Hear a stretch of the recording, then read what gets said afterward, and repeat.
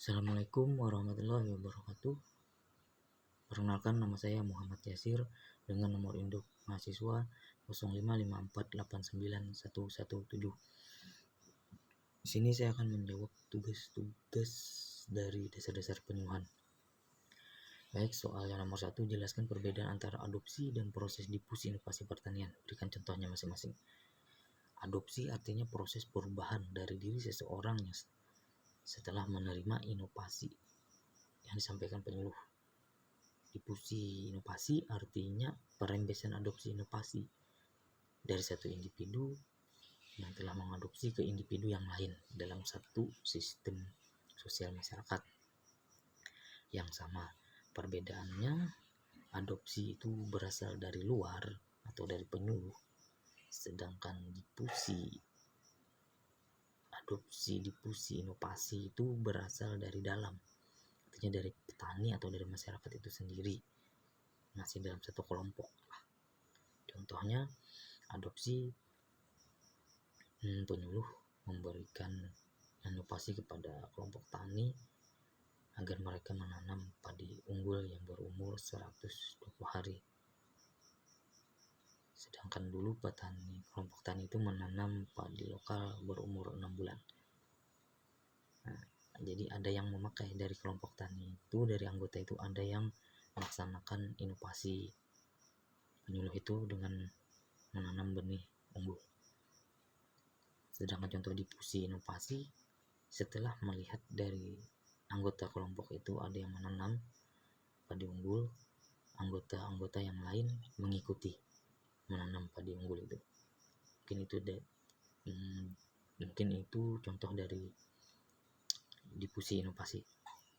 Untuk soal yang nomor 2, seorang penyuluh diharapkan dapat membantu untuk mempercepat difusi inovasi. Terkait dengan hal ini, upaya-upaya apa yang dapat dilakukan penyuluh? Jawabannya, melakukan diagnosa terhadap masalah-masalah masyarakat serta kebutuhan yang nyata yang belum dirasakan oleh masyarakat itu.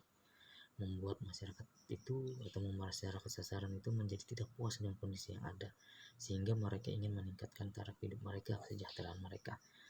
Menjalin hubungan yang erat dengan masyarakat sasaran, mendukung dan membantu masyarakat sasaran, memantapkan hubungan dengan masyarakat, dan pada akhirnya melepaskan mereka untuk bersuakarsa dan bersuadaya.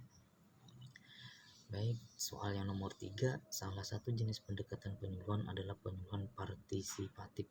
Mengapa disebut partisipatif? Sebutkan karakteristiknya dan berikan penjelasannya. Jawabannya, karena partisipatif ini memberdayakan masyarakat dengan melibatkan masyarakat itu sendiri secara langsung, baik dalam proses perencanaan sampai dengan menikmati hasil. Contohnya misalnya perencanaan, masyarakat ingin merencanakan kegiatan apa atau budidaya apa, terus pelaksanaannya masyarakat juga. Terus kalau ada masalah, masyarakat juga memikirkan pemecahannya dengan dibantu oleh penyuluh untuk memikirkan masalahnya, pemecahan masalahnya. Dan masyarakat itu juga yang bakalan menilai atau mengevaluasi kegiatan itu, serta hasilnya pun masyarakat juga yang menikmati. Itulah penyuluhan partisipatif. Menurut saya itu bagus. Baik, soal yang nomor 4, bandingkan karakteristik jenis pendekatan latihan dan kunjungan dengan jenis pendekatan partisipatif ditinjau dari segi tujuan, sasaran, organisasi, metode, dan peran penyuluh. Jawabannya, kalau dari segi tujuannya, pendekatan laku bertujuan lebih kepada upaya peningkatan produksi dan pendapatan petani secara individu. Kalau pendekatan partisipatif bertujuan untuk memberdayakan masyarakat sesuai dengan sumber daya daerah setempat mereka. Dari segi sasaran, pendekatan laku, penyuluhan pertanian terbatas hanya pada setiap keluarga petani atau kelompok tani atau petani yang berada di wilayah binaannya saja atau di wilayah kerjanya saja. Sedangkan pendekatan partisipatif untuk memberdayakan masyarakat petani yang dianggap kurang beruntung, yang lemah dan tertinggal dalam segala hal. Dari segi organisasi, pendekatan sistem laku, seluruh petani diorganisasikan atau dibikin kelompok-kelompok oleh penyuluh.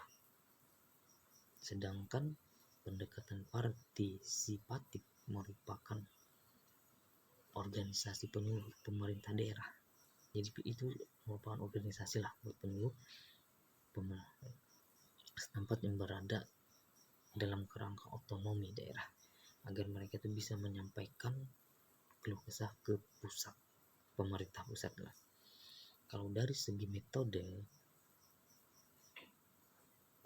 pendekatan laku penyuluhan dengan mengutamakan keuntungan lahan usaha tani dan kelompok itu di wilayah kerjanya. Sedang pendekatan partisipatif dengan cara melibatkan masyarakat setempat dari tahap perencanaan sampai menikmati hasil.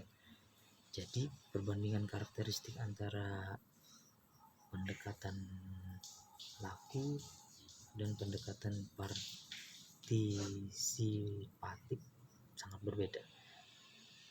Kalau laku untuk petani individual, sedangkan pendekatan partisipatif untuk masyarakat, artinya luas lah. Mungkin ini jawaban dari saya, mudah-mudahan bisa diterima dan masih banyak kekurangannya. Wabillahi taufiq wal hidayah. Wassalamualaikum warahmatullahi wabarakatuh. Terima kasih.